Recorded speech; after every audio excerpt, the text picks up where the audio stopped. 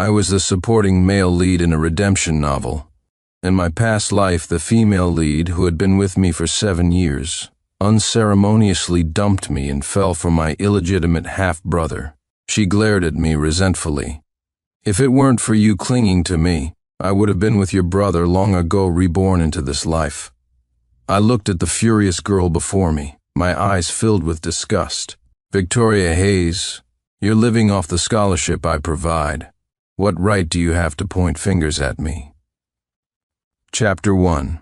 When I opened my eyes, I found myself back at my grandmother's birthday banquet. It was at this very banquet in my previous life that my father brought home his illegitimate son, Ethan Clark, and publicly forced my mother to acknowledge him as part of the Clark family. What shocked and pained me most was that the girl I loved most, Victoria Hayes, stood by Ethan's side, accusing me of being inhuman. She claimed her dear Ethan had wandered outside for 16 years, and now that he had finally come home, I was being ruthless by refusing to accept his identity.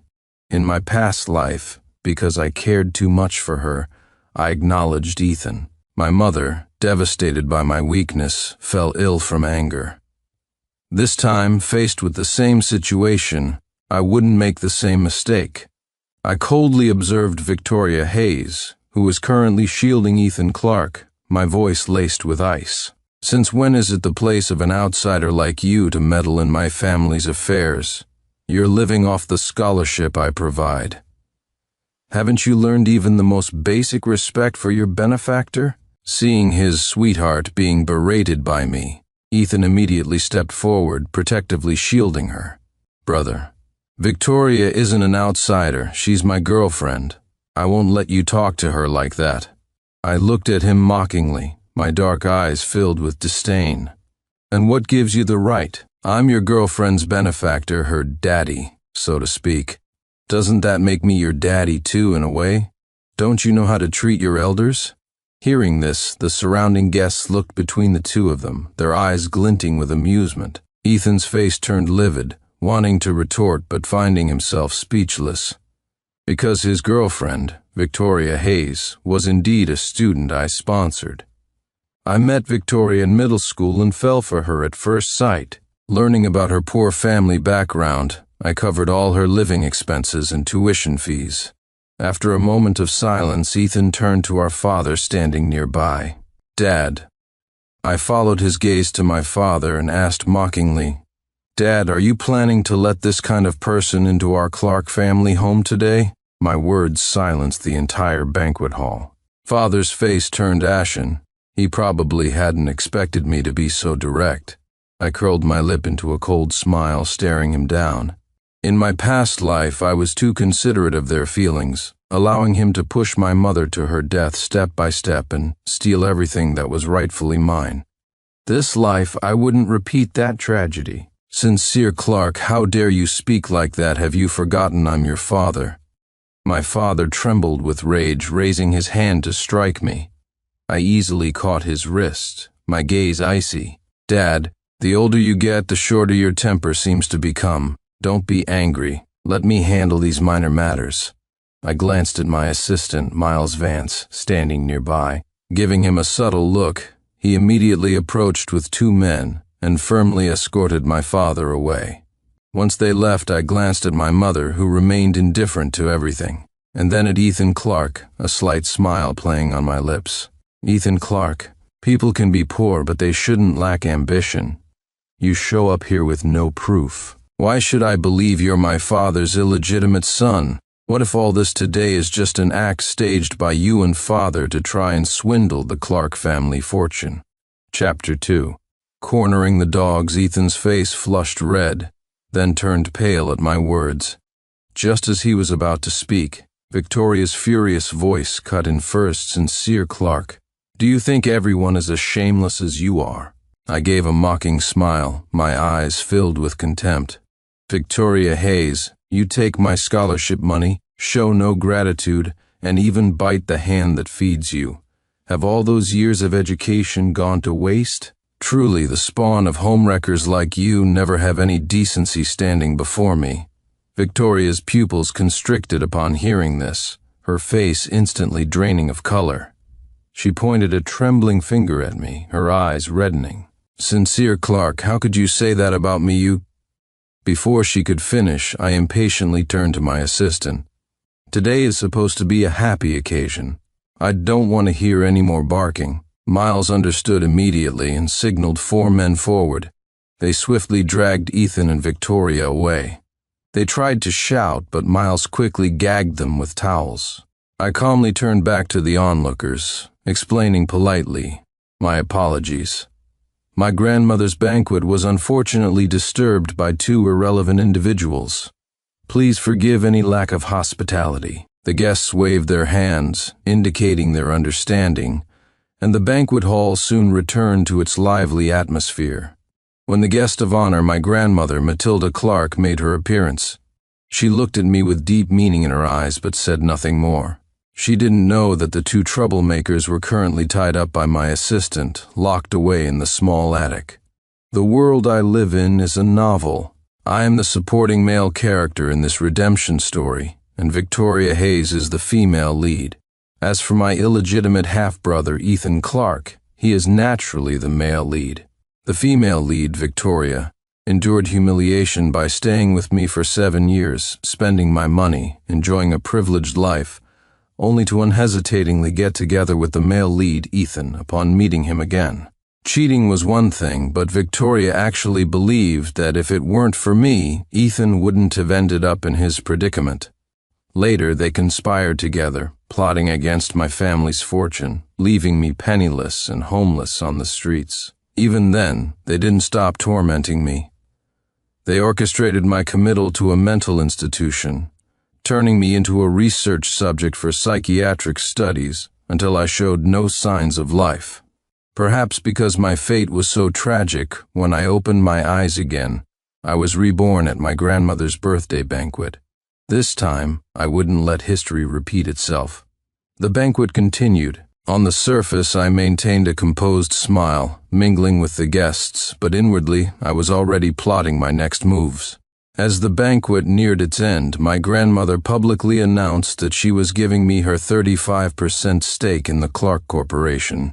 I looked at my grandmother in shock, opening my mouth to speak, but she patted my shoulder, saying affectionately, "Sincere, Grandma believes you will do very well."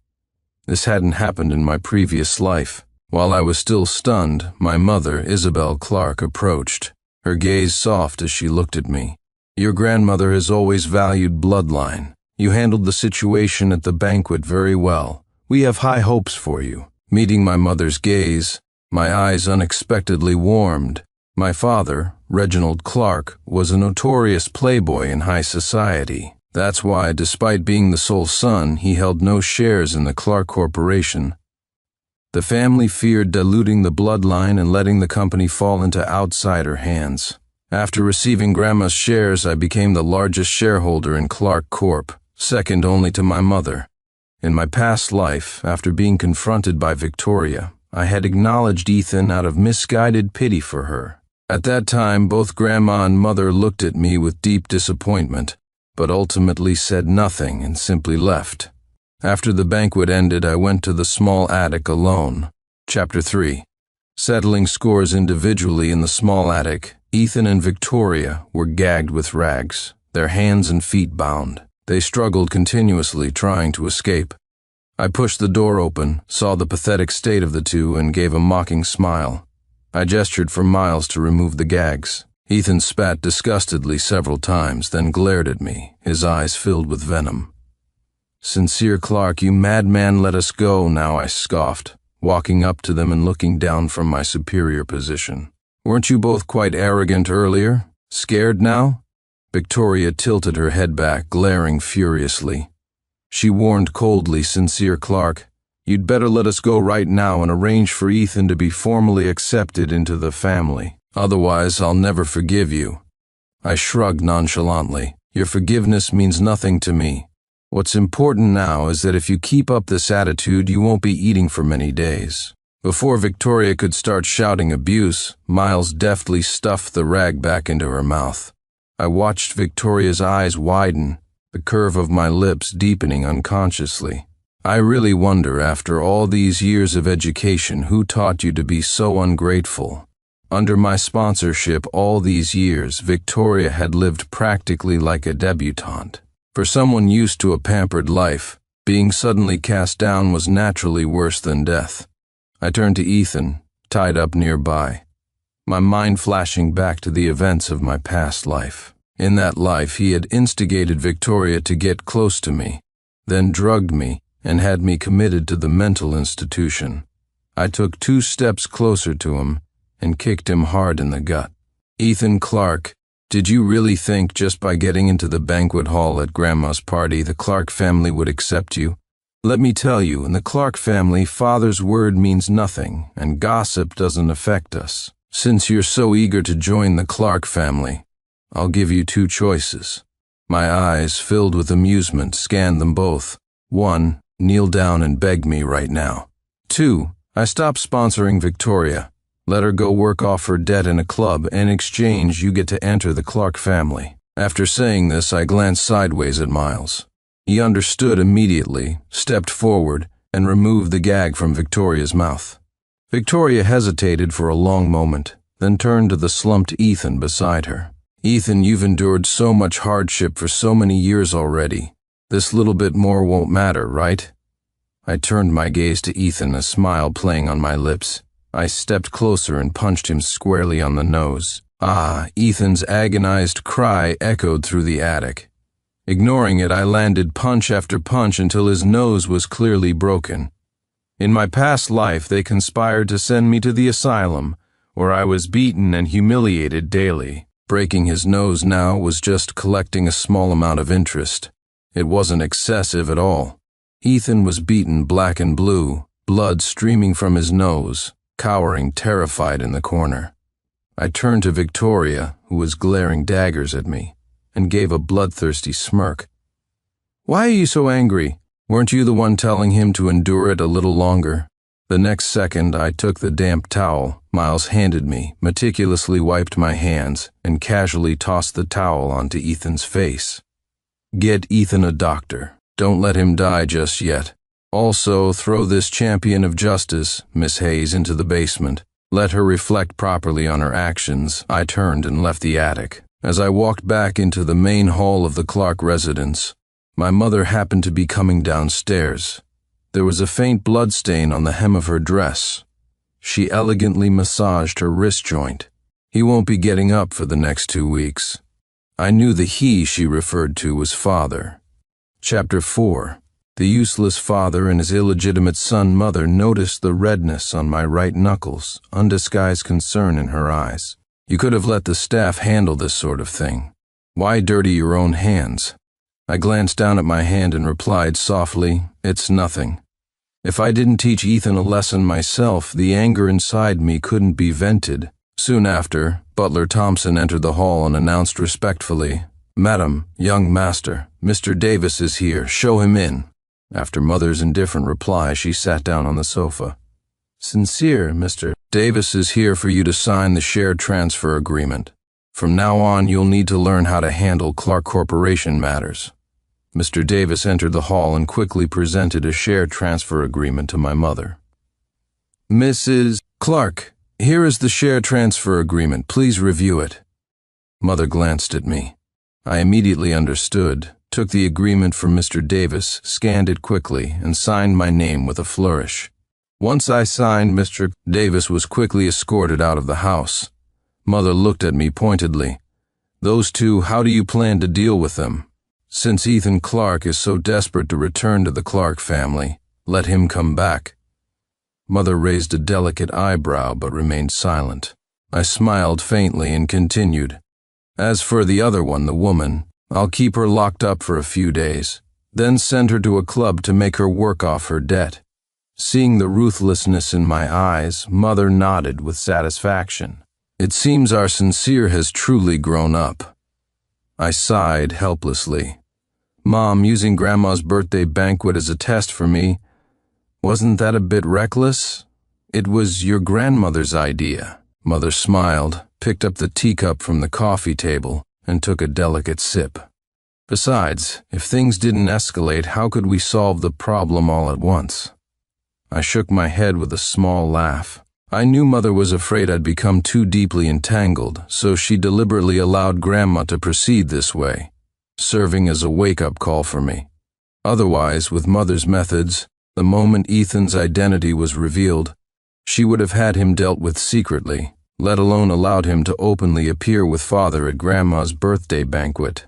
In my past life, influenced by the novel's plot, I let Ethan enter the Clark family, which disappointed both Grandma and Mother. This life, my decisive and ruthless handling of the situation was evident to them. Thus, I received all of Grandma's shares, and they trusted me to make the Clark Corporation even better. The future leader of the Clark family couldn't afford to be indecisive. Mother's gaze softened slightly as she looked at me. "Sincere, I'll leave the matter of the illegitimate son to you. I'll handle it properly." As I replied, my eyelids lowered, my long, dark eyes filled with chilling determination. In our city, everyone knew my father was a notorious playboy, with no real power whatsoever. But Ethan didn't know that. So, as Ethan was nearing recovery, Father went to him and successfully brainwashed him again. They believed that once Grandma and Mother were gone, Ethan, the illegitimate son, could step up and fight for the Clark shares. They didn't know the will had already been written. People without vision or perspective only focus on fighting over the scraps on the table. Such people never end well. That's why in the previous life, even though Father and Ethan managed to seize control of the Clark Corporation, they ultimately couldn't hold on to the business. Chapter 5. An ultimatum in my past life. While I suffered sleepless nights tormented by patients in the mental asylum, Ethan and Victoria came to visit me. Victoria ground her high heel onto my fingers, looking down at me. "Sincere Clark, if you had just let Ethan be recognized by the family earlier, someone as kind as him would never have let you end up like this." She had someone throw a bowl of spoiled food in front of me, saying contemptuously, "Sincere Clark, you're nothing but a lapdog kept by the Clark family. If you eat this bowl of food like a dog today, I'll have someone take you out of this asylum for a few days' rest." My eyes were bloodshot as I glared at her, then slowly bent down before her. Victoria thought I was actually going to eat the spoiled food, her eyes gleaming with malicious delight. My gaze hardened. I lunged forward, pinning her beneath me, and thrust the sharpened point of a toothbrush I had ground down fiercely towards her heart. The toothbrush hit her chest, but the plastic was too fragile. It broke before it could kill her. Ethan shoved me to the ground, yelling furiously, "Sincere Clark, are you crazy? That's murder," I laughed maniacally, roaring back at them. "When you sent me to the mental asylum, didn't you think that was murder too?" Later, Victoria was rushed to emergency care, while I was placed under stricter guard by the asylum nurses. The next time I saw Victoria was just before I was about to be taken to the operating table for an experimental procedure. She glared at me with venomous hatred. "Sincere Clark, you should be grateful we're allowing you to be a test subject for this psychiatric research. At least it counts as accumulating some good karma for yourself now. With everything starting over, if I didn't do something to them, how could I face the me from my past life?" Initially, when Miles had someone send spoiled food to Victoria, she refused to eat out of pride and self-respect. After 3 days, she couldn't bear the hunger anymore and devoured the spoiled food. She ate and vomited simultaneously. Since all her bodily needs were confined to the basement, the entire space became unbearably foul. Ethan's reaction towards her evolved from initial shock to eventual apathy. It seemed my illegitimate half-brother wasn't as deeply in love with Victoria as he had appeared at Grandma's birthday banquet after all. If he truly loved her, how could he stand by and watch me humiliate her repeatedly right under his nose? When Grandma and Mother learned about this, they didn't react much, merely instructing Miles to give her some antibiotics to ensure she didn't die from the conditions in the basement. Time passed quickly, and soon it was time for the new school term to begin. Father, as if grooming Ethan to compete against my mother, arranged numerous tutoring sessions for him over the break, and enrolled him in the same elite school as me before the term started. Ethan smugly appeared before me, holding his new school ID card. "Sincere Clark, we're classmates now." I gave a mocking smirk and signaled Miles. He brought the disheveled, reeking Victoria out from the basement and threw her down in front of Ethan. "It's been a while since you two saw each other.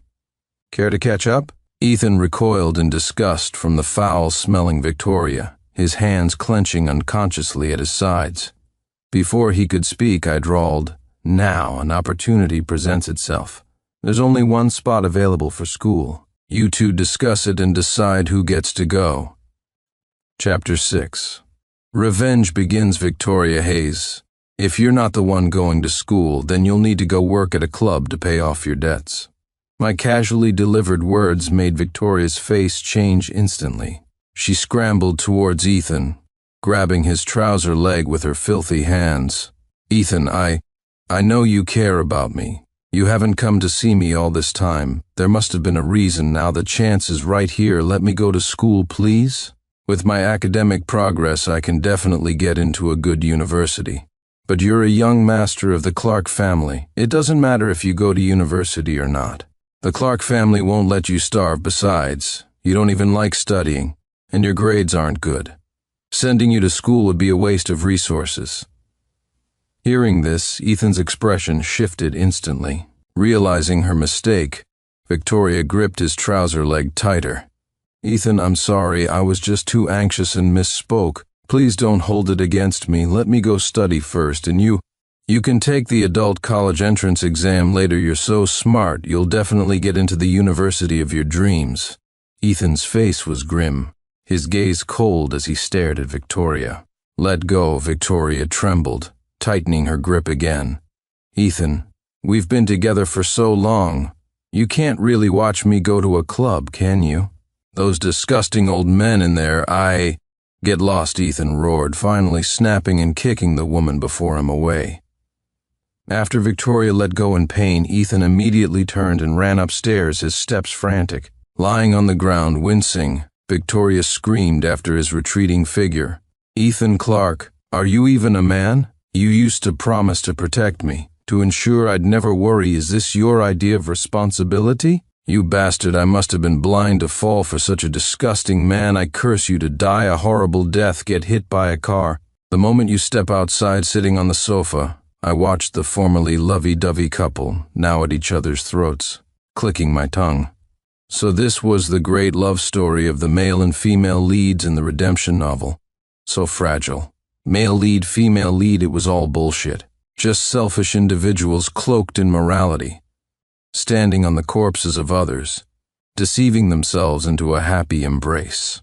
Truly nauseating, I stood up and walked over to Victoria, using the toe of my shoe to lift her chin, forcing her to meet my gaze. "Is this the love you betrayed me for, the love you pursued?" Victoria turned to look at me, her eyes filled with hatred and resentment. "Sincere Clark, if it weren't for you, how would I have ended up like this? No matter what you say, you still have to repay the money you spent of mine." With that, I raised my hand slightly. Miles understood and, with two others, hauled Victoria away, sending her directly to the club. As for Ethan, he went to school with me. He thought that with father backing him, attending the same school as me meant he could surely thrive there. But in reality, everyone in our circle knew the true situation within the Clark family. Ethan arrogantly waited for the school's elite to court his favor. He didn't know that my revenge had just begun. Chapter 7. Publicly humiliating the illegitimate son in my past life, Ethan was acknowledged by the Clark family during Grandma's birthday banquet.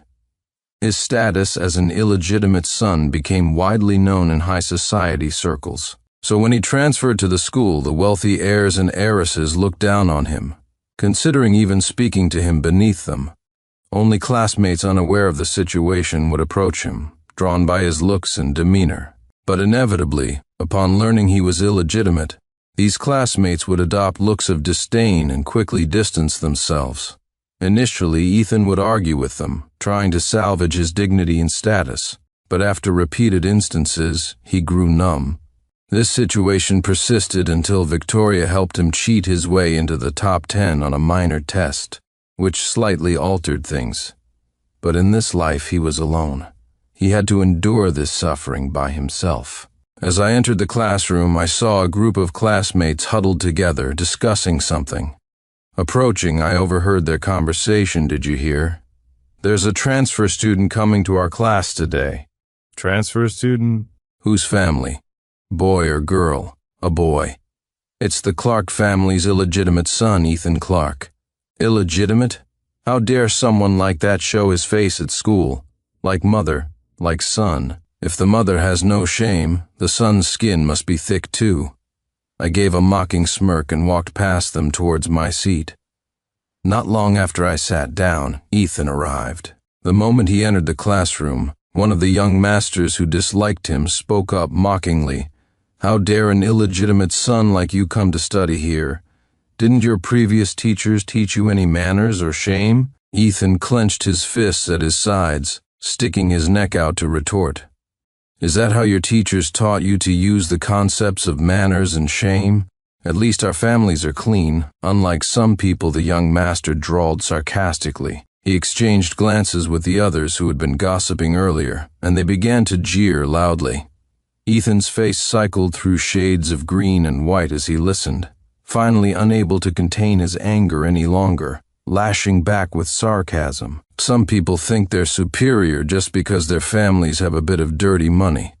Little do they know, without their families, they're nothing." As his words fell, the classroom instantly went silent. After a moment of disbelief, everyone looked at him with anger simmering in their eyes. They seemed stunned that an illegitimate son would dare say such things. I leaned back in my chair, my gaze deepening as I watched him. Ethan truly was a newborn calf fearing no tiger.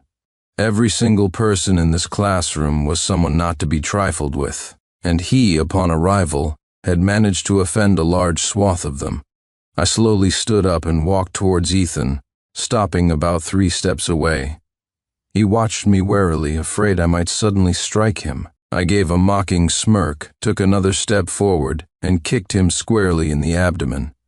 "If it weren't for relying on the Clark family, do you think you could even attend school here? As the Clark family's illegitimate son, you should have the awareness of one. Don't go around causing trouble under the Clark name." Ethan crumpled to the floor, clutching his stomach, looking at me in pain. The other students in the class, seeing me take action, had a flicker of excitement in their eyes.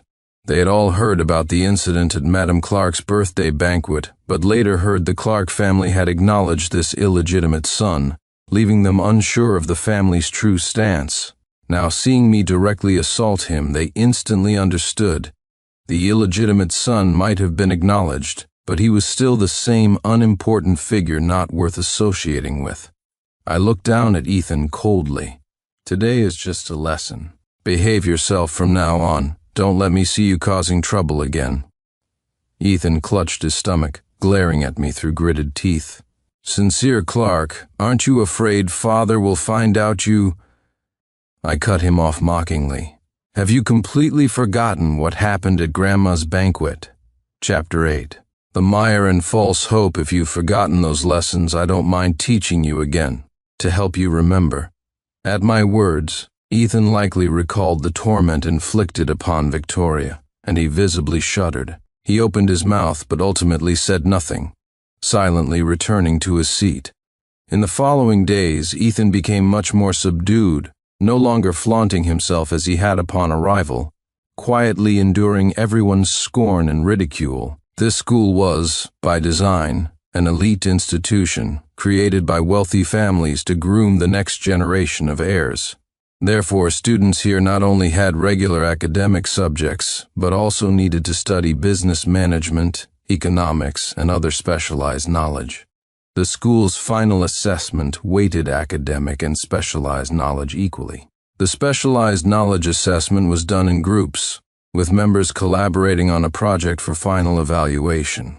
After Ethan's illegitimate status spread through the class, absolutely no one wanted him on their team during group formation. In the end, a teacher had to intervene and place him in a group that was short a member.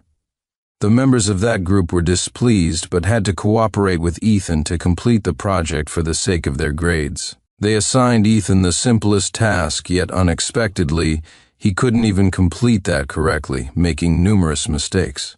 Consequently, their group deservedly received the lowest score in the class. When the group members saw their project's score, their faces turned grim. The group leader, Penelope Ainsworth, heiress to the Ainsworth family, was furious and mocked coldly. Even a slow bird knows to start flying early. Some people's status might be questionable, but they don't even try, just dragging others down. Exactly being grouped with him is the worst luck imaginable.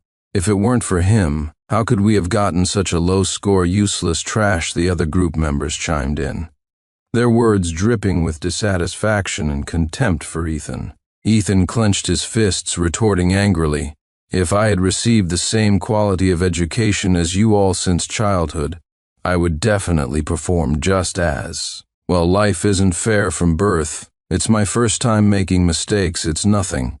I'll definitely do better next time." "Oh, is that so? Then tell us now, how exactly will you do better?" Penelope sneered, her face full of disdain. Ethan opened his mouth but found himself unable to say anything. He had grown up outside the family, and the education and resources he received couldn't compare to these people. The gap between him and them wasn't just about status and position, but more profoundly about perspective and knowledge. Seeing his pathetic state, the other group members became even more disgusted. What a waste. Being in the same group as him is truly rotten luck. He talks such a big game, but still doesn't know how to improve. Are we going to have the lowest grades this semester because of someone like him? Can we band together and kick him out of the group? Thank goodness he's not our business partner, or the company would go bankrupt. He's not even our family. Why should we bear the losses? He causes no. I'm going to talk to the teacher and switch listening to their relentless criticism. Ethan's face grew paler and paler. Finally, glaring at them resentfully, he turned and ran out of the classroom. I leaned back in my chair, watching his retreating figure with amusement, my eyes cold and deep. In my past life, I suffered indescribable agony in the mental asylum. In this life, they would repay me by experiencing a fate worse than death. I would personally watch Ethan and Victoria, these two selfish individuals, willingly walk into a mire, struggle desperately within it, and just when they think they can finally crawl out, I will crush them mercilessly. After all, nothing is more torturous than being trapped in a swamp, wading through it, thinking you finally touched new hope, only to watch that hope be shattered by someone else. Chapter 9. Opportunity Knocks. Ethan knew his father's position in the Clark family was precarious, so he never mentioned the incidents at school. He didn't want to cause trouble for his father or risk incurring his displeasure. So when his father asked about his situation at school, he simply smiled and replied, "Everything is great. I really like the new school and my new friends." Hearing this, father nodded with satisfaction, seemingly pleased with Ethan's answer. He patted Ethan's shoulder and said earnestly, "Ethan, you must work hard, strive for good grades at school, and show everyone your capabilities." Ethan pressed his lips together and nodded firmly. Sitting opposite him, I didn't expose his lies, merely watching him with a meaningful look in my eyes. In the past life, Ethan managed to turn things around in class because Victoria secretly tutored him. This life, he had no ability, no grades, no business acumen, and carried the stigma of being the unwelcome, illegitimate son of the Clark family. He couldn't possibly cause much trouble. In the days that followed, wherever Ethan went, he could feel the disdain and mockery from those around him. They overtly or covertly ridiculed his status and belittled his abilities, making his life at school incredibly difficult. I watched the farce unfolding around him with cold indifference, diverting some of my focus for revenge towards Victoria. In the past life, after demonstrating business talent at school, Victoria had received offers from several aristocratic scions, but she refused them all. By then, she had already latched onto Ethan and saw no need to compromise for other opportunities. Later, after entering the city's top university, She showed astonishing aptitude for finance, completing 3 years' worth of coursework in just 1 year. Her ability to help Ethan devour the Clark Corporation within a year was based on this remarkable business talent. After my rebirth, sending Victoria to the club wasn't enough to ease my concerns about her potential. Fearing she might rise again unnoticed, a week after she entered the club, I instructed the manager, Helen Carter, to initiate the first step of my plan for Victoria. Helen told Victoria, "Victoria, you have outstanding personal qualities. You could probably make a lot of money as an influencer." Hearing this, Victoria reacted like a drowning person grasping at a final straw, clutching Helen's hand tightly, her face alight with excitement. "Manager Carter, Can I really?" Helen smiled warmly, patting her hand. "It's possible, yes, but I won't recommend you to my sister's influencer agency for free. How much money do you want?" Victoria asked, calming down and beginning to feel the situation was somewhat unreal. After all, she had just arrived at the club. How could she be so lucky as to immediately encounter someone offering a lifeline? Helen didn't mind her suspicion, smiling. "I want you to double your performance results for the club next month. Help me beat the managers from the other clubs in next month's competition and win that $1 million bonus." "That sounds like it only benefits you," Victoria observed, her initial enthusiasm fading, her eyes cooling as she looked at the woman before her. Helen chuckled. "What if it also means escaping his control for good?" Before Victoria could respond, Helen added with another smile, "My friend is my actual sister, Jade Carter. She's basically the original influencer. She posts a few videos, does some live streams, and easily makes over $500,000 a month. If I didn't think you had potential, I wouldn't risk this." Seeing Victoria still unconvinced, she added casually, "Either way, it's no great loss to me. If you're worried, just forget I said anything." With that, Helen turned and walked away. Victoria watched her retreating back, torn by indecision, afraid of making the wrong choice. Chapter 10. A Fate Worse Than Death. 2 days later, Victoria sought out Helen Carter. After careful consideration, she concluded that Helen probably had no reason to deceive her. After all, if she refused, Helen would simply find another target. What she didn't know was that agreeing meant falling right into my trap. Her innate business talent would gradually erode as she fell into the day-to-day grind of an employee mindset, working for others. Her own strategic thinking would slowly wither away. This was my plan, a way to buy myself time. During this period, I would expand the Clark Corporation's business empire as much as possible. As long as Victoria missed the window for the next few years' booming industries, she would never have the chance to rise again. Eager to escape my control as soon as possible, Victoria, after recovering slightly at the club, impatiently found Helen Carter and told her she was ready to start working. Helen feigned concern upon hearing this. "Victoria, you still look a bit pale. Are you sure you don't need a few more days' rest?" Victoria's hand clenched slightly at her side, a flicker of emotion crossing her eyes. "Manager Carter, I know you're concerned about my health, but resting forever isn't a solution. I really want to meet the performance target soon." Helen nodded, her smile becoming even more encouraging. "All right then. I'll arrange work for you starting tomorrow." She knew Victoria approached her solely to leave this place sooner, and since this was all part of our plan, she certainly wouldn't stop her. From the outset, I had told Helen that we first needed to stabilize Victoria's mindset, make her feel that working at the club wasn't so bad, and get her to willingly stay and work there. Helen was smart and understood my meaning immediately. The clients she arranged for Victoria were young, handsome men, polite, respectful, and generous spenders. Gradually, Victoria discovered that this job wasn't as difficult as she had imagined. She began to relax her initial tension, settling into work at the club for the time being. 2 weeks later, after reporting on the club's situation, Helen carefully brought up Victoria's status while gauging my reaction. "Mr. Clark, Victoria Hayes has been entertaining clients at the club for 2 weeks now. She spent the night with clients on 4 occasions. Hearing this, a slight smile touched my lips, the darkness in my eyes deepening. In the past life, Victoria Hayes was a formidable female CEO in the business world, insightful, resourceful, decisive, and sharp. I never thought that in this life she would so quickly and willingly choose to become a working girl. How ironic. I leaned back on the sofa, lightly tapping my fingers on the armrest, contemplating the next steps. Victoria had fallen into the trap I designed.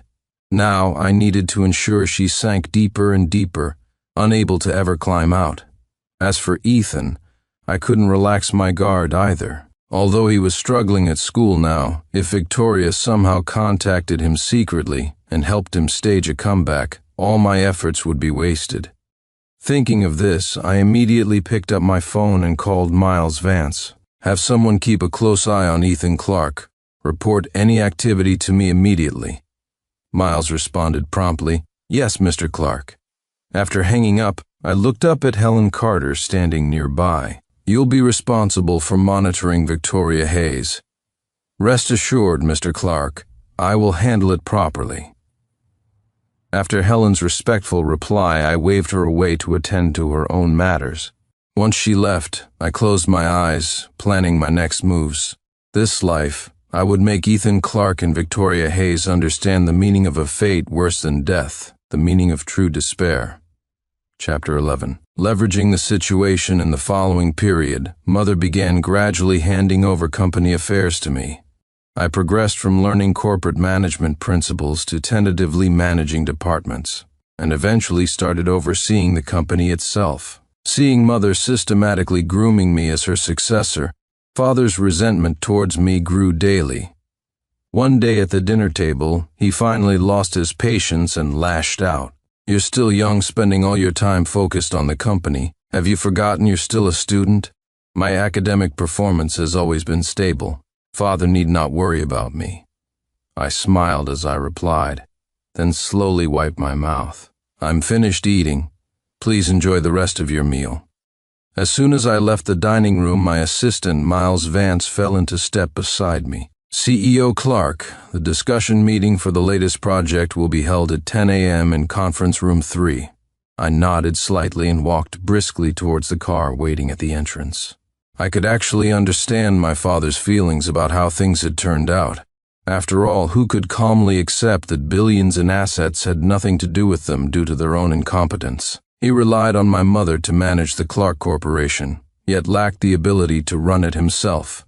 This was a huge humiliation for him, and this resentment drove him to continually invest effort in grooming Ethan. He wanted to build Ethan up to prove his own abilities surpassed my mother's. He started taking Ethan to business events, introducing him to his network of contacts. Perhaps due to attending numerous business functions, the media captured many photos of the father-son duo at banquets. Before long, Ethan Clark gained considerable fame. He became known to the public as young Mr. Clark, the most promising potential heir to the Clark Corporation fortune, handsome and capable. In reality, those within our social circle knew clearly that the true future heir of Clark Corp could only be me, already holding 35% of the shares. Later, acting on someone's advice, Ethan registered a social media account. He posted photos of himself, shared his study progress, diligently crafting an image of a well-connected, ambitious young man from a prestigious background. His posts were always accompanied by pictures of luxury watches and cars, attracting significant attention. Gradually, without him realizing it, the focus of his social media account shifted, becoming primarily a platform for flaunting expensive watches and cars. Unbeknownst to them, Mother arranged for Butler Thompson to regularly supply him with these luxury items. Exposed to such extravagance, Ethan slowly lost himself. People like them could only ever see superficial benefits, unaware that only knowledge and perspective allow one to survive in the cutthroat business world. Subsequently, Ethan shed the timid image he initially projected at school, becoming arrogant and overly confident. After his social media account gained some traction, fans attracted by his looks began staking out locations to photograph him. People at school noticed and sometimes mocked him to his face, But Ethan, basking in the feeling of being pursued, ignored them and continued his ways. While he basked in his limelight, I diligently learned the methods of managing a corporation. Once Ethan's social media account attracted a certain number of followers, the head of a newly established watch brand approached him, wanting him to endorse their products. He agreed and appeared in the brand's live stream. That day, appearing in the small brand's broadcast, he wore a custom suit, tie loosely draped, top button undone, exuding an air of casual, untamed confidence. The live stream exploded in popularity. Ethan's social media following surged again, and the small brand's owner was ecstatic as their brand recognition soared. His appearance disrupted the balance in the watch industry. Competitors seeking to crush the small brand began to employ leverage tactics, and I was the leverage they used. Chapter 12. Assaulting the illegitimate son, they dug up photos of me representing the Clark Corporation in business negotiations, and published a post comparing me and Ethan. The post's title was striking and provocative: Clark Corporation's true heir versus the Clark family's illegitimate son. Who shines brighter? The article conducted a comprehensive comparison between me and Ethan, from my decisive actions since taking over company affairs to Ethan's ignorance and crudeness at school, from my calm wisdom displayed in the business world to Ethan's superficial flaunting on social media. The post quickly went viral. Netizens overwhelmingly commented that Ethan was merely an embroidered pillow, attractive on the outside but useless within.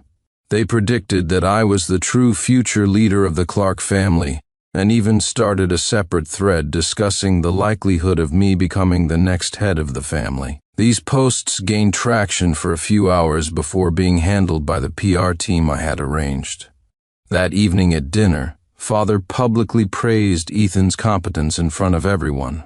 He declared, "Ethan is truly my son's such business acumen, making hundreds of thousands in sales right off the bat. With this ability, he'll succeed no matter what he does in the future." Grandma glanced at him, then pretended not to hear, turning to discuss tomorrow's breakfast options with the old butler. My mother simply offered a faint smile upon hearing this, saying nothing more. I kept my head down, eating my meal, not looking up at Father's smug expression. We all knew he was just seizing an opportunity to praise Ethan, desperate to prove he could cultivate an heir superior to me. Unfortunately for him, he didn't know that Ethan's sales success was merely due to the behind-the-scenes maneuvering by Mother and me. I slowly ate my food, thinking about reviewing the company's recent financial reports in the study later. Ethan's minor antics in the live stream barely registered on my radar, but I hadn't expected Ethan to take it so seriously and even flaunt it in my face. The next afternoon, after successfully closing a major deal, I returned home in a good mood and opened a bottle of red wine to celebrate. Bang! My bedroom door was suddenly kicked open. Turning around, I saw Ethan standing arrogantly in the doorway. I watched him impassively, the swirling motion of the wine in my glass uninterrupted. "This door costs $1 million. You broke it, you pay for it." Hearing my words, a flicker of anger crossed Ethan's eyes, but he forced himself to contain it. He strode directly up to me, glaring fiercely. "Sincere Clark, don't get too smug. Don't think just because you've achieved a little something at the company, the heir position is securely yours." I raised an eyebrow slightly, asking indifferently, "Surely an illegitimate son like you isn't aspiring to this position?" My question caught Ethan off guard, his face instantly turning livid. Furious, he swept the wine bottle I had placed on the table onto the floor, his dark eyes blazing with anger at me. I gently swirled the wine in my glass, asking coldly, "Were the lessons I gave you before not enough? Have you forgotten the past punishments so easily?" "If you've forgotten, I don't mind repeating them." Ethan, puffed up by recent adulation, couldn't tolerate being spoken to like this. Enraged, he raised his hand to strike me, but I anticipated him, kicking him hard in the abdomen first. "Ah!" Ethan collapsed to the ground in pain, his face momentarily paling.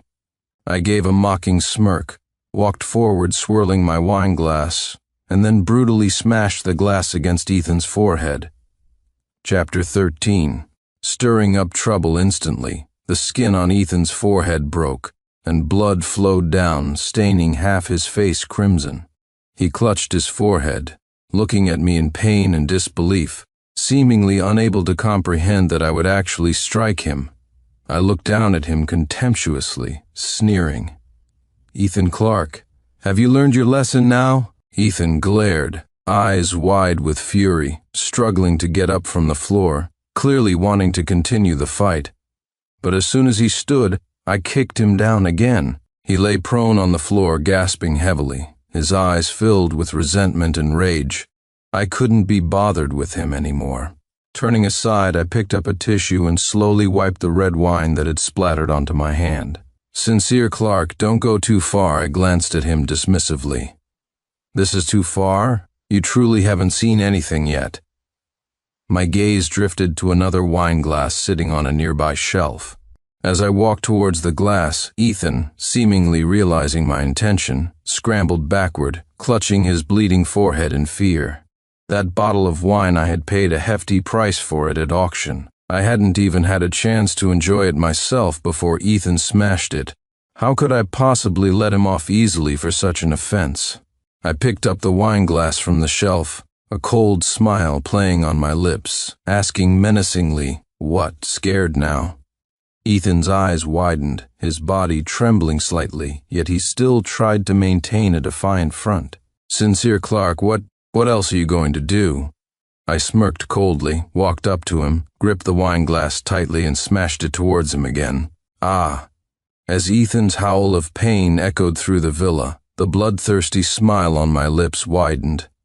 I stared at his blood-covered face, my eyes icy. "Did you really think gaining a little bit of fame put you anywhere near my level? Ethan Clark, you're just an illegitimate son.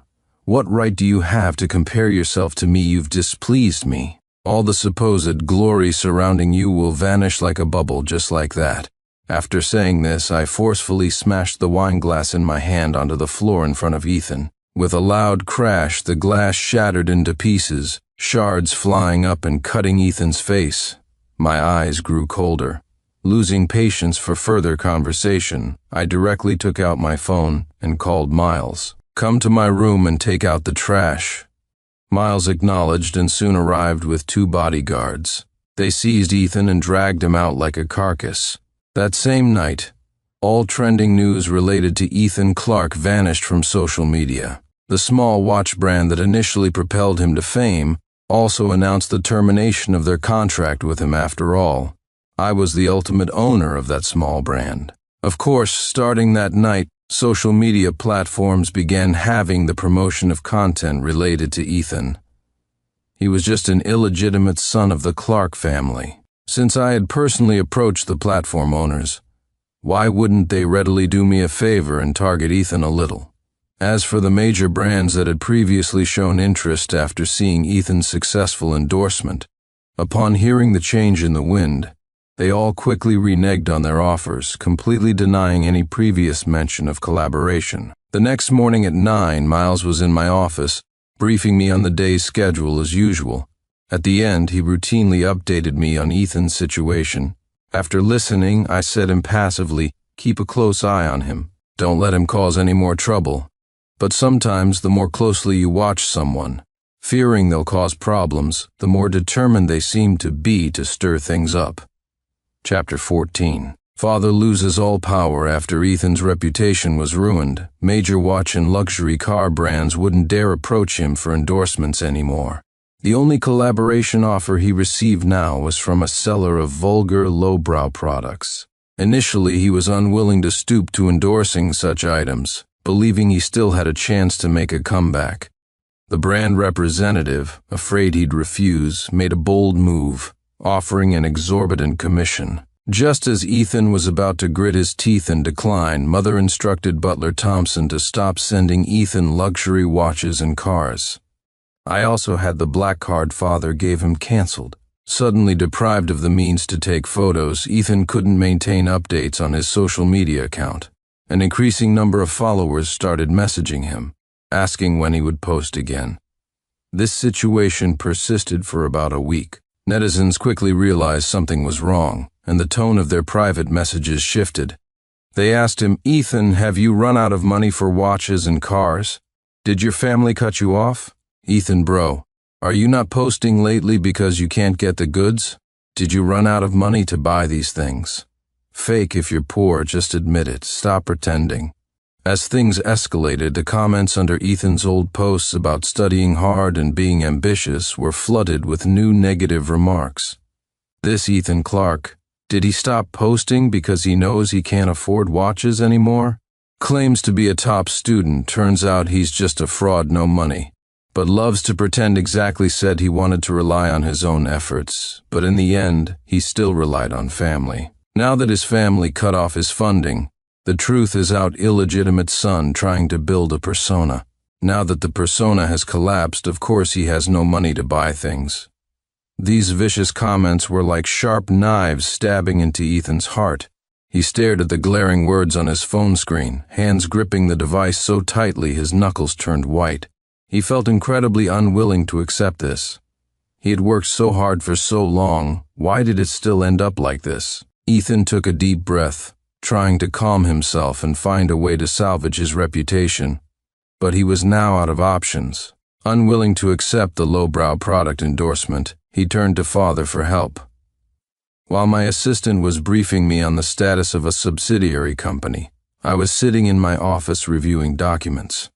CEO Clark, Mr. Reginald Clark, intends to fire VP Chen from the subsidiary. Hearing this, I angrily slammed my pen onto the desk. That's the only company under his control, and he wants to fire a key executive? Is he insane? When grandfather was alive, he built the Clark Corporation from scratch. The corporation had many subsidiaries. The single subsidiary father managed was, back in grandfather's time, one of the most promising. Yet even such a company incurred losses under father's management. If grandfather hadn't initially entrusted the Clark family business to my mother, father would likely have bankrupted the entire enterprise by now. I took a deep breath, staring grimly at the project proposal before me, an intimidating aura surrounding me. Father, as the head of that subsidiary, after years of causing losses instead of changing his ways, wanted to fire a key executive like VP Chen at such a time. He truly treated running a company like child's play. Upon receiving this news, my mother, exercising her rights as the primary shareholder, directly overruled father's decision and warned him, "If you're incompetent, stay out of it." Chapter 15. Temptation. After mother overruled father's decision, both the main corporation and subsidiary executives understood her dissatisfaction with him. When father received the news, he felt his pride trampled underfoot by mother. He wanted to retaliate, but lacking any actual shares or power, he was completely helpless against her. At this very moment, Ethan cluelessly went to father asking for money to solve his own problems. Father finally lost control of his temper, unleashing his fury upon Ethan. "You useless waste, what can you do besides spend money now? Your social media account is ruined. What money do you expect me to give you?" Ethan, reeling from the verbal assault, stubbornly persisted. "Dad, I really need the money now. If you can just give me the money, I can definitely make a comeback." Hearing Ethan's words, father nearly fainted from anger. "Money, money, money. All you know is asking me for money. What's the point of raising you if I had known you? We're such an ungrateful wolf. I should have strangled you right after you were born." Finished speaking, father raised his hand to strike Ethan. Ethan, seeing this, instinctively tried to dodge. Even so, father's slap landed squarely on his face. Slap. The sharp sound echoed in the room. A red, swollen handprint instantly appeared on Ethan's cheek. He clutched his face, his eyes wide with shock and disbelief. He hadn't expected father to actually hit him. "Dad, you hit me." Father looked at him, his eyes filled with disappointment and anger. "So what if I hit you? Hitting you is getting off lightly. How could I have produced such a disappointing thing? Like you get out." Father roared this last command loudly. I could hear his voice even downstairs. As Ethan stumbled miserably out of the study, he saw me downstairs, watching the spectacle with amusement. Rage surged within him. He started to curse me, but then remembered the beating he received when he burst into my bedroom earlier, and instantly fell silent. He took a deep breath, shot me a venomous glare, and turned to leave. Gradually, the online attacks against Ethan intensified. He desperately wanted a way out, but Father was unwilling to help. Just when he was at his wit's end, his phone suddenly rang. He glanced at the caller ID. It was the brand representative for the lowbrow product. Ethan hesitated for a moment, then answered the call. "Hello, may I speak to Mr. Ethan Clark?" "Yes." Ethan's voice was muffled, but to the brand representative, it sounded like heavenly music, bringing a wide smile to his face. "Mr. Clark, have you considered our collaboration proposal? Our product is really suitable for you. If you're willing to endorse it, the commission will definitely not be an issue." The brand representative's voice held a note of urgency and temptation. Ethan pressed his lips together, still struggling internally. He knew that accepting this offer meant completely abandoning his image and dignity. But if he didn't accept, how could he continue maintaining his social media presence? How could he face the mockery and abuse? The next second, the brand representative's highly persuasive voice sounded again. "Mr. Clark, if you're willing, we can offer you an additional 1% profit share. What do you think?" Chapter 16. How is that expensive? Ultimately, Ethan Clark made his decision. He clenched his jaw, his voice trembling slightly as he said, "Okay, I agree." A few days later, returning home from work, I happened to see the car sent by the brand representative to pick up Ethan for the live stream endorsement. I paused, watching with interest as Ethan emerged from the villa. He wore casual clothes, his hair meticulously styled, but even so, it couldn't hide the exhaustion and dejection in his eyes. When Ethan saw me, a flicker of resentment crossed his eyes, but he didn't dare act on it, forcing a strained smile. "Sincere Clark, what brings you back?" I glanced at him sideways, my eyes full of mockery. "Ethan Clark, have you tested the quality of the product you're about to endorse?" Hearing my words, Ethan's face instantly turned ugly. He pressed his lips together and said stubbornly, "None of your business. The product I'm endorsing this time is absolutely fine," as if he would personally test that kind of vulgar product. I saw right through Ethan's thoughts, my gaze becoming even more mocking. I had kindly given Ethan a warning. If he insisted on courting disaster himself, then it was none of my business. Ethan paid no mind to my attitude, turned to the brand representative beside him and urged, "Let's go quickly, don't waste time." The representative immediately nodded obsequiously, opened the car door, and invited Ethan in. After getting into the car, Ethan glanced back at me through the window, his eyes filled with smugness.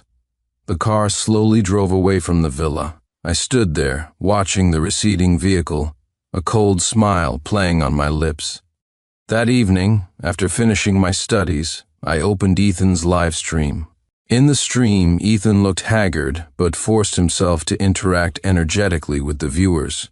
He had become a highly controversial figure on social media lately. After someone mentioned his upcoming live stream online, Ethan's broadcast room quickly flooded with people. I saw continuous comments asking what product he was endorsing today. He smiled mysteriously and said, "Everyone will find out soon enough. I guarantee it will surprise you." Shortly after, a staff member brought the product onto the screen. The moment I saw the product, I couldn't help but let out a derisive chuckle. It seemed Ethan truly would do anything for money. When the viewers in the live stream saw the product, the chat instantly exploded. "What is this thing? Ethan Clark, how could you endorse something like this? Ethan, bro, have you been kidnapped? Blink if you need help, call the police. Ethan Clark has been abducted by a vulgar brand. Only an illegitimate son like Ethan Clark would use this. Kind of lowbrow, kinky stuff, unfollowing. I never thought you were this kind of person. I really misjudged you, Ethan Clark. Just get off the internet already." Watching the chaotic scene unfold in the live stream, I felt exceptionally pleased. Ethan saw the comments, his face turning livid. He suppressed his anger and explained to the viewers, "Everyone, don't misunderstand. I'm just helping a friend this time. This product is actually quite interesting. You can buy one and try it out. We all have different physiological needs. We should acknowledge our own needs. Following his statement, the initial wave of curses in the chat transformed into a split between proponents and opponents.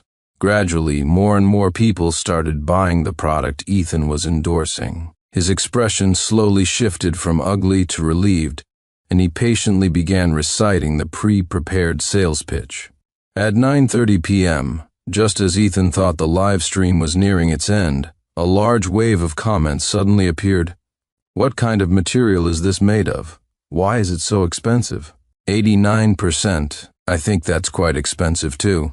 The production cost for this thing should be very low, probably just a few bucks. What good product could Ethan Clark possibly endorse? It's so expensive, nobody should buy it. Seeing these comments, Ethan's face darkened, and he immediately retorted with displeasure. 89 is nothing. How is that expensive? Chapter 17. Quality Discrepancy. What do you people know? This product is made from imported materials. The cost is inherently high. Getting it down to 89 for everyone was already a huge effort. His statement caused another uproar in the live stream chat. Imported materials? Who are you kidding? I think you're just desperate for money. Exactly how could imported materials sell so cheaply? Do you take us for fools? Ethan Clark, you really dare say anything to make money? Facing the screen full of curses, Ethan calmly explained. It is made from imported materials. Quality guaranteed.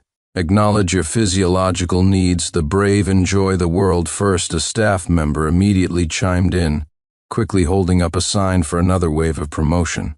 The comments below the stream soon returned to normal, and Ethan, growing more enthusiastic, continued his pitch. Sales in the live stream soared, but I knew the time bomb had been planted. After exiting the live stream, I immediately dialed Miles's number. The phone was answered after just 2 rings. CEO Clark.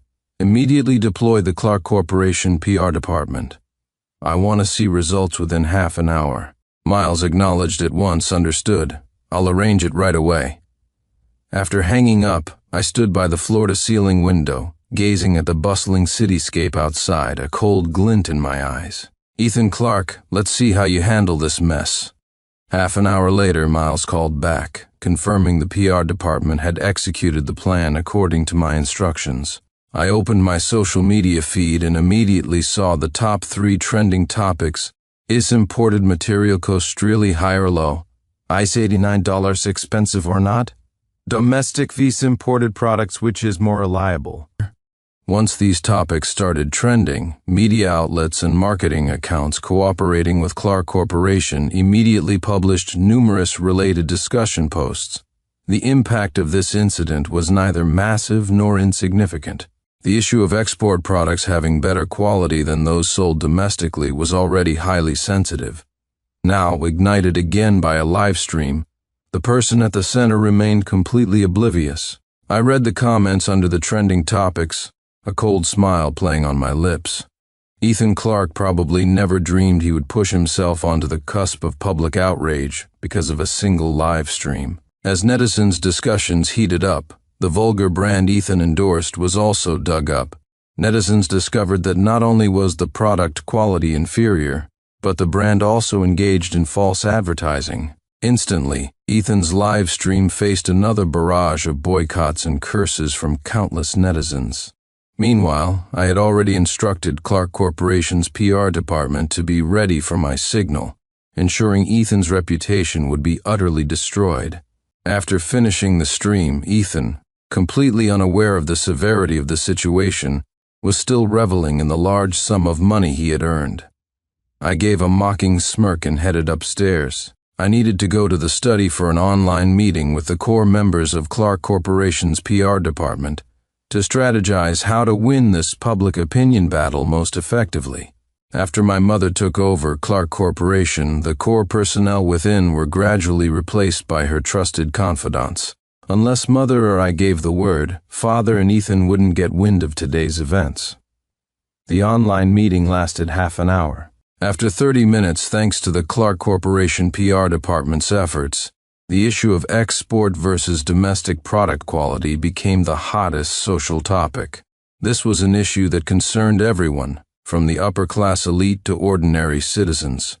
Of course, as they focused on these issues, Ethan's image as a fool also became deeply ingrained in the public consciousness. Chapter 18. Descent. Before long, the story of Ethan Clark endorsing a vulgar product, making foolish remarks, and generally making a fool of himself spread throughout the school. People were discussing it in our school's group chat as well. Penelope Ainsworth, upon seeing the discussion, commented mockingly in the chat, "Ethan Clark was so desperate not to be looked down upon, frantically trying to prove himself, only to turn around and mock the very people who helped him climb up. Some people are just like that. They've been rained on themselves, yet they delight in tearing other people's umbrellas." Someone immediately echoed Penelope's words in the chat. Penelope's right. People like Ethan Clark aren't worth anyone's kindness. Every pitiful person has their hateful aspects. Isn't this just typical nouveau riche mentality? People like that are terrifying. They'll do anything for money, no morals, no bottom line. Watching the back and forth discussion in the chat, I silently turned off my phone screen. The discussion about Ethan wasn't limited to the group chat, it was rampant online too. The vulgar products he sold received backlash after consumer reviews. Many netizens reported that the product quality was completely substandard, causing itching and irritation, with no recourse for complaints. Then, several review bloggers, sensing the trending topic, immediately purchased the brand's products and sent them to specialized testing agencies. The results confirmed that the product's safety checks were indeed inadequate. Later, clips of Ethan passionately declaring during the live stream that imported products wouldn't have issues were edited into short videos and spread online for ridicule. Netizens began overwhelmingly accusing Ethan of being unscrupulous, harming the fans who trusted him. As for Ethan, seeing the tide of public opinion turn against him online, he became too scared even to go to school, fearing he'd be besieged and verbally abused by fans the moment he stepped outside. He took leave from school and lived at home in constant fear. When the online storm reached its peak, reporters, media, and fans unable to get to Ethan started trying to corner me. They hoped to reignite the online debate through me. But they didn't know I already had a plan to handle this situation. The reporters sent by the media were all blocked by personnel arranged by my mother. As for fans attempting to ambush me at the school gates, it was impossible. I always maintained a low profile, and most of the time, they didn't even know when I entered or left the school. After waiting several days and seeing no sign of the online fervor dying down, Ethan finally couldn't bear it anymore and went to Father. He told Father, "Dad, I never expected things online to turn out like this. The product quality issue is the merchant's fault. What does it have to do with me? Now fans and reporters are constantly harassing me. I can't even leave the house. Can you find someone to clear my name?" Hearing this, Father glared furiously at Ethan, his fingers trembling with rage. "You still haven't realized your mistake as a son of the Clark family. Why would you endorse such a vulgar product? Do you know how much negative impact this has had on the Clark brand? Furthermore, the product you endorsed was clearly inferior, yet you claimed it was made of imported materials. Weren't you deceiving consumers?" Ethan tried to argue, but Father cut him off sharply. "Don't say another word, I won't help you now. Figure out how to solve this yourself with that." Father turned and walked away, unwilling to speak further with Ethan. Ethan watched Father's resolute back, his heart filled with despair. He knew he had truly caused huge trouble this time, but what he didn't know was that Father, having been utterly incompetent for so many years, possessed no actual connections to use for clearing his name anyway. Chapter 19. The illegitimate son's shame cornered and desperate, Ethan chose self-rescue, releasing an apology video. In the video, he looked haggard, his eyes red and swollen, appearing as though he hadn't slept properly in days. Facing the camera, he spoke hoarsely. "Hello everyone, I'm Ethan Clark. Regarding the recent events, I sincerely apologize to everyone. The product I endorsed had quality issues. It's my fault for not doing thorough research beforehand, leading to everyone's disappointment. I apologize for betraying your trust, and I apologize to those friends who experienced problems after using this product." As he spoke, tears streamed down his face. Some netizens, seeing his apology video, were genuinely moved. Minor bloggers, seeing an opportunity in this incident, jumped in to gain attention, presenting Ethan's situation from their perspective. They argued he was actually quite pitiful, a young master from a wealthy family forced to endorse products at a young age to earn money. If the Clark family had provided for him, would he have fallen so low? As discussions of this type grew, the online hatred towards Ethan began to subside somewhat. Just as the situation seemed about to cool down, I had the Clark Corporation's PR department drop another bombshell, revealing that Ethan Clark was an illegitimate son. This revelation instantly thrust Ethan back into the eye of the storm. Netizens started expressing sympathy for me, saying that as the legitimate son of the Clark family, I had constantly been overshadowed by the illegitimate Ethan, and now had to endure so much criticism because of him. Furthermore, regarding father previously taking Ethan to network, most of those contacts were from minor families on the periphery of the elite circle. They hadn't known Ethan was illegitimate and had always assumed he was the Clark family's second young master. With the controversy reignited, I had someone start leaking details about Ethan's past behavior at school.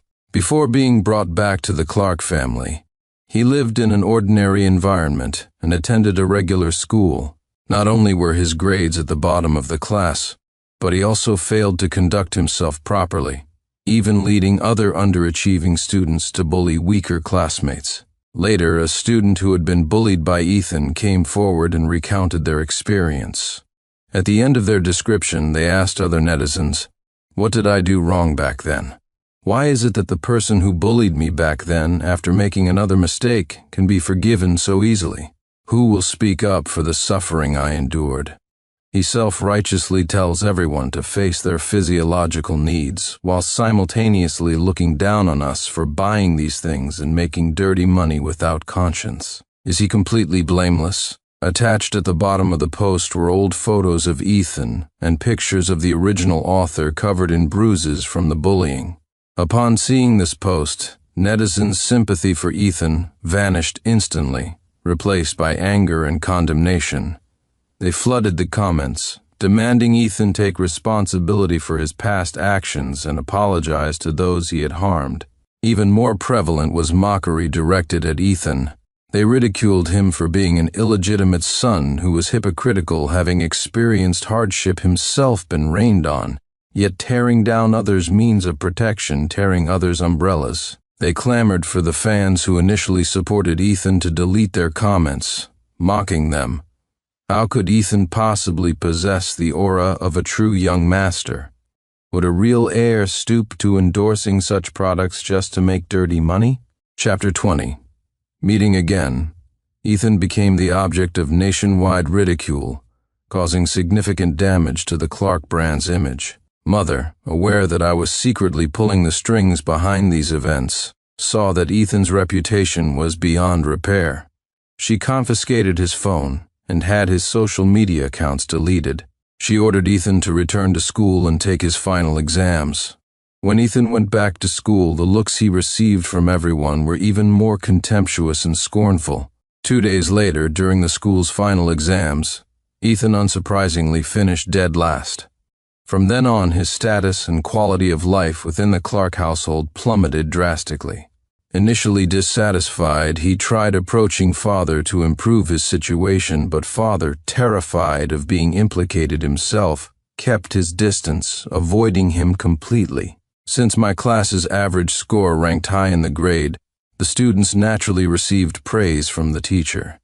I seized the opportunity and offered to treat everyone to a celebratory meal. Ethan initially didn't want to attend this gathering, but how could I let him miss the upcoming drama? I had Helen Carter arrange the largest private room at the club for our class celebration. Everyone drank and celebrated together. Later someone, perhaps having had too much to drink, suddenly shouted, There aren't any pretty girls here. Drinking isn't fun. I subtly glanced at a waiter standing nearby, giving him a look. The waiter immediately understood and stepped out. Not long after, when there was a knock at the door again, numerous pretty young ladies entered the private room upon invitation. These women wore sexy, revealing uniforms, their figures alluring. They walked directly towards our group upon entering. Soon, everyone's attention converged on the young woman in the center. I gave a mocking smile. Was this the female lead's halo effect? Even after Victoria Hayes had fallen to being a working girl, she could still so easily capture everyone's attention. Sitting in the corner, Ethan's face changed instantly upon seeing the familiar figure. The last time he had seen Victoria was in the main hall of the Clark residence, where she had been forced into a humiliating situation. He never expected to see her again, under these circumstances, dressed in revealing clothes among a group of women. Wearing a practiced smile, her posture and movements deliberately seductive. Ethan clenched his fists tightly, his nails digging deep into his palms, yet he seemed oblivious to the pain. His eyes were filled with astonishment and disbelief, as if everything before him was an illusion. How he wished this was just a nightmare, that upon waking everything could return to how it was. But reality was cruel. Victoria Hayes was truly here, appearing before him in a way he had never imagined. Sitting next to me, Penelope Ainsworth looked at the group of women and turned to me quizzically. "Since when did you start playing these kinds of games?" I smiled and shook my head, saying meaningfully, "The point isn't how I'm playing, the point is who's among them." Penelope looked at me, her almond eyes filled with confusion. I asked nonchalantly, "Do you remember the girl, Victoria Hayes, who accused me alongside Ethan Clark at my grandmother's birthday banquet not long ago?" She paused, stunned, then quickly recalled the events of my grandmother's party. My eyes narrowed slightly, a chilling voice escaping my lips. She was a poor student I sponsored. I paid for all her living expenses and tuition fees, yet she publicly stood on the moral high ground, forcing me to acknowledge that illegitimate half-brother, Ethan Clark. As I said this, the image of Victoria's impassioned speech back then flashed in my mind. She had said, "Sincere Clark, are you even human? Your own brother wandered outside for 16 years, and now that he's finally home, how can you be so ruthless and refuse to acknowledge his identity?" Now, after all this time, I brought this pair of lovers together again. I wondered what kind of sparks would fly between them. Chapter 21. Suffering from the past life, I raised an eyebrow, smiling as I turned to look at Ethan sitting nearby. "Ethan Clark, your girlfriend is standing right there. Why don't you call out to her?" Since they parted ways at the Clark residence, they hadn't seen each other once. Now that I had specially arranged for them to meet in such a lively setting, surely they should thank me. Ethan's face turned livid. He pressed his lips tightly together, saying nothing. He stared at Victoria in disbelief, his heart filled with anger and disappointment. He hadn't expected Victoria to appear here, let alone in such a manner. I turned my gaze meaningfully towards Victoria, the curve of my lips widening unconsciously. Helen had told me that Victoria's work at the club had been difficult lately. A 40-year-old nouveau riche uncle, Mr. Thornton, had taken a liking to her. Although the man was greasy, he played rough. Victoria had now fully assimilated into the club's life. She wanted to refuse the uncle, but unfortunately he was too powerful and had essentially claimed her by force, leaving her unable to escape. Her current standing in the club depended entirely on this man. Without him, given her history of stealing other women's clients, she would have been torn apart by the others long ago. She hadn't expected to see Ethan Clark at the club, so I could clearly see the pleading in her eyes as she looked at him. She hoped he could rescue her from this hellhole. When Ethan met her gaze, his eyes were filled with cold indifference. "She's not my girlfriend. I don't know her at all." In reality, I knew Ethan said this only out of fear of becoming a laughingstock again if he acknowledged her. Hearing Ethan's words, Victoria's face instantly turned deathly pale. She looked at Ethan in disbelief, her eyes filled only with utter despair and sorrow. I gave a mocking smile, watching the unfolding drama with amusement. Everything today was also part of my plan. Although Victoria and Ethan had been under my surveillance these past days and had no private contact, I still worried that the male and female leads of this redemption novel might rekindle their old flame and team up against me again. After this test, I was certain they truly no longer loved each other. After the women poured us a few drinks, the group decided it felt crowded and awkward, asking the waiter to escort the ladies out. That night, we celebrated until midnight. When I left, Helen came to see me off. She told me, Mr. Clark, Mr. Thornton, who keeps Victoria, found out she wasn't content and was still moonlighting behind his back. As soon as Mr. Thornton got the news, he rushed over to the club. Before he went in, I saw the small whip he was holding. The darkness in my eyes deepened further. I knew perfectly well that Victoria's night would be rough again. Seeing these two scumbag man and scum woman suffer made my mood improve significantly. Helen, you did well. Your salary is doubled this month. Hearing my words, Helen's face lit up with joy. Thank you, Mr. Clark. It's what I should do. I nodded and turned to get into the car waiting by the roadside. As the car slowly drove away from the club, I watched the vibrant night scenery outside, my mind inevitably drifting back to the events of my past life. In that life, Victoria and Ethan, to torture me, sent me to a mental institution, arranging for the nurses to torment me day and night. Just as I was about to fall asleep at night, someone would jolt me awake with an electric baton. When I was hungry, they gave me spoiled food. They let the other mental patients torture me, tear my hair, cut my skin with knives, forcing me to listen to my own blood drip, drip, dripping from my body. I was nearly driven insane in that asylum, and later I was sent to a research table and tortured to death. Once Victoria and Ethan have experienced all this, I will also send them to that mental institution, letting them fully experience the suffering I endured in my past life. Chapter 22. Fate and Retribution. Later that night, when Ethan returned to the Clark residence, distraught and lost, it was already past 10 o'clock. After being taken away by the 40-year-old uncle, Victoria was whipped until her body was covered in wounds. Mr. Thornton's reputation for cruelty was well known in certain circles. The women he kept usually ended up either dead or insane, so I could foresee that Victoria's end would undoubtedly be grim. The next day, as the sun rose as usual, my assistant appeared again at the breakfast table with documents requiring my signature. CEO Clark, these are the project documents that need signing today. I calmly reached for the files he handed over, carefully reviewed them, confirmed the details, and signed my name. Mother came down for breakfast just as I was about to leave for the company. She said, "Sincere, you handled this matter very well. Mom is looking forward to the day you fully take over the Clark Corporation." I smiled at Mother, my eyes filled with determination.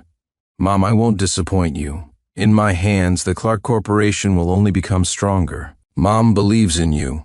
After her affectionate words, Mother came over, adjusted my collar, and then let me leave for the company. In my past life, Mother died heartbroken because of me.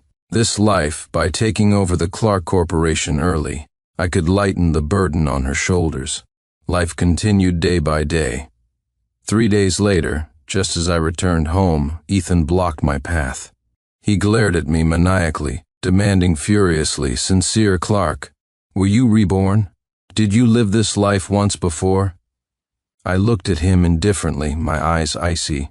"Ethan Clark, what madness are you spouting now?" He reached out and grabbed my sleeve tightly. Just as I frowned in disgust, my ever-present assistant stepped forward swiftly and kicked Ethan away. This time, after being knocked down, he didn't cry out in pain. His eyes, bloodshot and stubborn, fixated on me, his face contorted with madness. It shouldn't be like this. I was supposed to return to the Clark family smoothly. I am the true heir of the Clark family. Why is everything completely different from the dream? Hearing this, I instantly understood. He had dreamed of the past life. In the previous life, he framed me, ruined my reputation, tore apart the Clark Corporation, and ultimately seized control. Now this life was entirely different from the last. How could he still be dreaming of power? I looked at the man sprawled nearby, scoffing, my eyes filled with cold contempt. Ethan Clark, even daydreaming has its limits.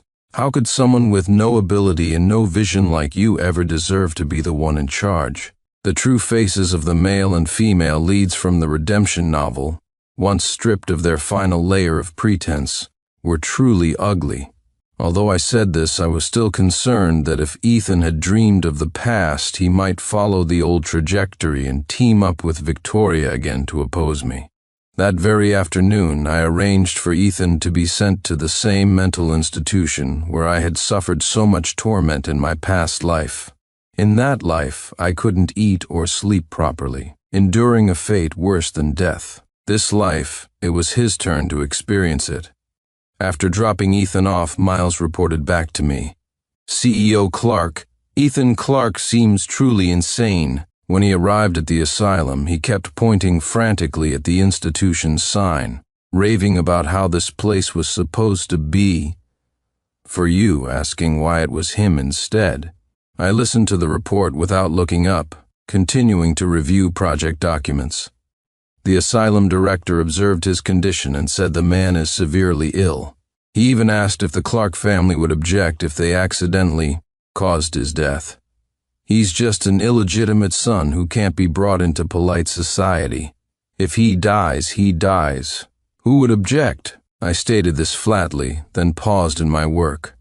But don't let Ethan Clark die too easily. I want him to wish he were dead. Understood. Miles responded respectfully and left the office. After he left, I walked to the floor-to-ceiling window, overlooking the bustling city below, a strange sense of satisfaction washing over me. This life, I had finally accomplished what I set out to do. A week later, Helen came to report on work. As she was about to leave, she mentioned Victoria. CEO Clark, Mr. Thornton's people watching Victoria, sent word that she's been tortured to the point of being half dead. Should we intervene? No need. Let fate take its course. This was Victoria's fate and her retribution. After my indifferent words, Helen immediately understood my implication and replied smartly, "Understood. I will handle any loose ends cleanly." 5 days later, Helen sent a message. Victoria Hayes was dead. Upon receiving this news, I felt no significant emotional fluctuation. Victoria's death, to me, was merely the resolution of a problem. Only with her dead could the events of the past life be truly prevented from happening. As for when Ethan Clark would die, that depended on his fate. 1 year later, I officially took control of the Clark family, becoming its head. I began building my own business empire,